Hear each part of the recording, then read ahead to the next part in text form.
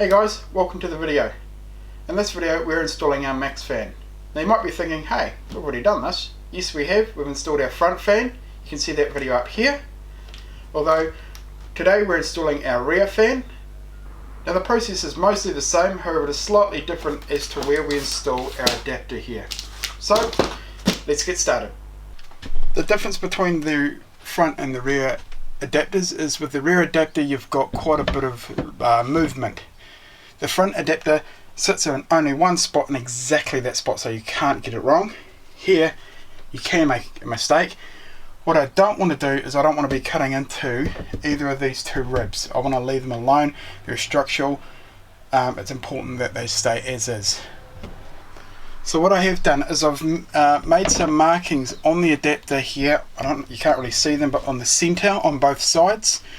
I'll sit the adapter on the outside in place where I think it should sit based on using these corrugations. I'll line it up and then I'll drill through on each side a pilot hole, and that way I can be 100% sure I can then center it to those pilot holes, making sure that it's all good, and then I'll draw I'll drill the four corner pilot holes so I can then mark it from the top and then cut it out. So it's a bit more of a process, but as long as you're methodical, you're really thinking about what you're doing and just take it slow, you'll get it right. My marks are here, so I'm just going to drill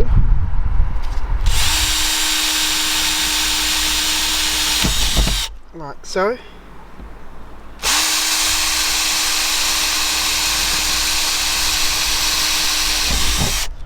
And now we'll go back inside the van with the adapter and make sure it all lines up.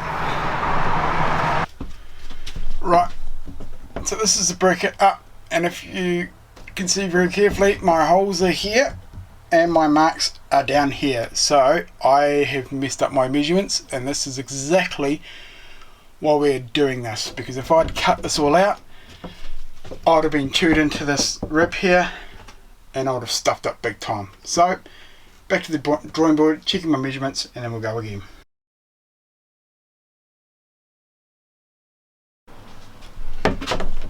So if I hold the bracket up, the holes are exactly where they should be. Everything is lining up.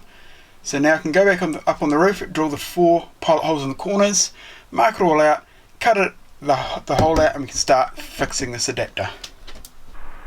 Right, so the framing's all installed now, all clamped on. Huge amount of clamps, which is a good idea. I mean, you don't quite need that many for all you can get away with. Now I didn't show the process of actually cutting out the roof because I did that in my previous video and there's no point doubling up on things.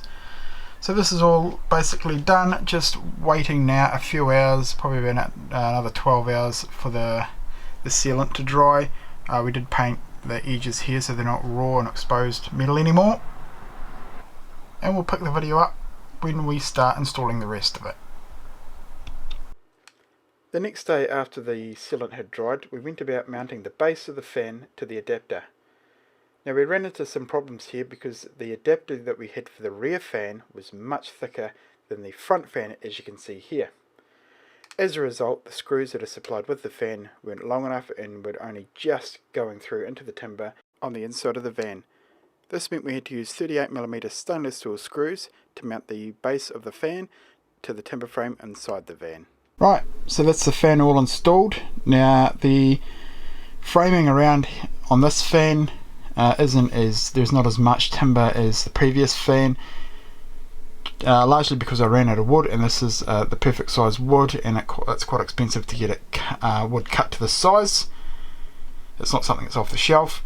But anyway, that aside, so the cables are going to come out. We'll be drilling through this piece, running around, and then matching from here all the way down.